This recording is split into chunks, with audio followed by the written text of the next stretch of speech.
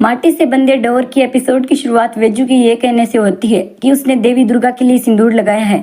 वह बताती है कि उनके गांव में अविवाहित लड़कियां दुर्गाष्टमी का व्रत रखती है और विवाहित लड़कियों की तरह तैयार होती है। वह कहती है कि वे देवी के लिए सिंदूर लगाती है। सुलेखा ताली बजाती है और वेजू का मजाक उड़ाती है। जया बताती है कि यह सच है और गांव में इस परंपरा का लंबे समय से पालन किया जाता है। वसुंधरा सुलेखा से अपने ताने बंद करने के लिए कहती है क्योंकि सभी को अपना उपवास तोड़ने की जरूरत है। वह यह भी कहती है कि वेजू का उपवास और प्रार्थना करना सही है। जया और रणविजय वेजू के उपवास रखने का भी समर्थन करते हैं।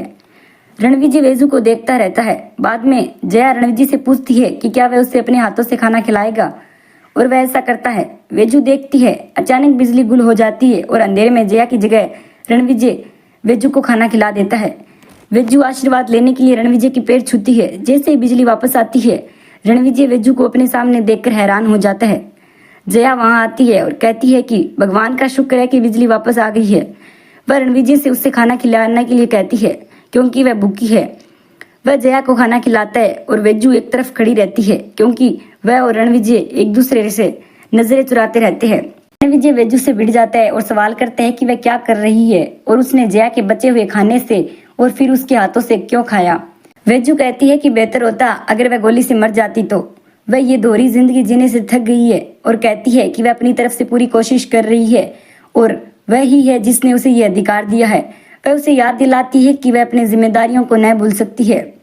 वेजू से कहती है कि वह हमेशा जया को उनके रिश्ते के बारे में पता चलने से डरती है। रणविजय ये भी कहता है कि अनजाने में वह जया को चोट पहुंचा रहा है। जया को अपने कॉलेज की दोस्तों का फोन आता है और वह बताती है कि वह अपनी शादीशुदा जिंदगी का लुत्फ उठा रही है।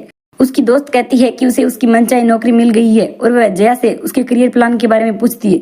जया अवाक रह जाती है क्योंकि उसके दोस्त उससे फिर से अपना करियर शुरू करने और महत्वाकांक्षी बनने के लिए प्रोत्साहित करती है।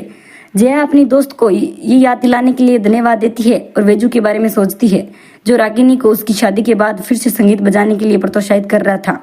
उसे ये भी याद आता है कि वसुंधरा ने रागिनी से ये भी कहा था। रणविजय वहां आता है और जया उससे पूछती है कि क्या उससे उसकी दोस्त और उसे उसकी मनचाही नौकरी मिल गई है। जया बताती है कि वह अपनी नौकरी और करियर के बारे में भी सोचना चाहती है। वह सलाह देती है कि उनके पूरे परिवार को मुंबई शिफ्ट हो जाना चाहिए। रणविजय को शिफ्ट होने का विचार पसंद नहीं आया। जया का कहना है कि उन्हें शहर में बेहतर अवसर मिल सकते हैं। रणविजय उससे बहस करता है और कहता है कि उसे लगा है कि वह गाँव में रहना चाहती है। जया भी बहस करती है और रणविजय से कहती है कि वह कम से कम एक बार अपने परिवार से बात कर ले। रणविजय कहता है कि उसका पूरा परिवार गाँव में ही रहेगा और जया उसे अपना फैसला लेने के लिए कहता है। वेजू को उनकी बहस सुनते हुए दिखाया गया है। एपिसोड का अंत रणविजय और वेजू के अपने तर्क से परेशान होने के साथ होता है जबकि वेजू उन्हें सुलझाने में मदद करने के बारे में सोचती है।